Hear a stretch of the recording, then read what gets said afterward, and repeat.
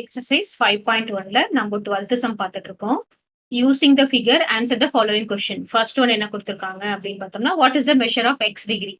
So x degree is equal to 125 degree because they are vertically opposite angles. ஓகேவா? So இது 125 டிகிரினா இதுவும் வந்து என்னது 125 டிகிரி தான்.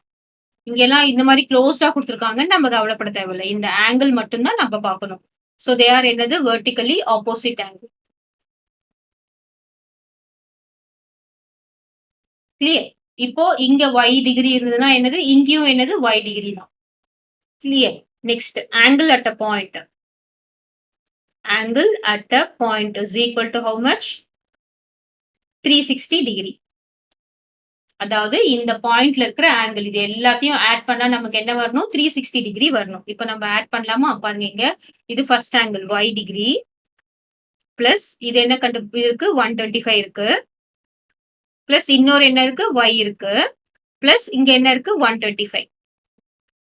தட் இஸ் ஈக்குவல் டு என்னது 360 டிகிரி. இப்போ y பிளஸ் y என்னது 2y டிகிரி பிளஸ் 125 பிளஸ் 125 என்னது 250 இஸ் ஈக்குவல் டு 360 டிகிரி. அப்போ 2y degree is equal to 2y is equal to என்னது 360 டிவைட் பண்ணிடக்கூடாது மைனஸ் இந்த பக்கம் பிளஸ் இருக்க 250 இந்த பக்கம் வந்தா என்னது minus 250. ஓகேவா? 360 minus 250 is 110 வருமா? 360ல இருந்து 250 subtract பண்றோம் 0 1 1. So 110 degree.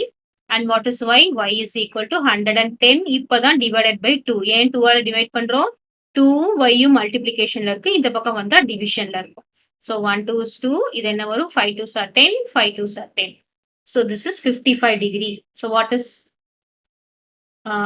y? Y degree is equal to 55 degree. ஓகேவா? இப்போ நமக்கு இங்க 125 டிகிரினா இந்த y என்னவா வந்திருக்கு அப்படின்னு பாத்தீங்கன்னா 55 டிகிரி. இங்க y என்னது 55 டிகிரி.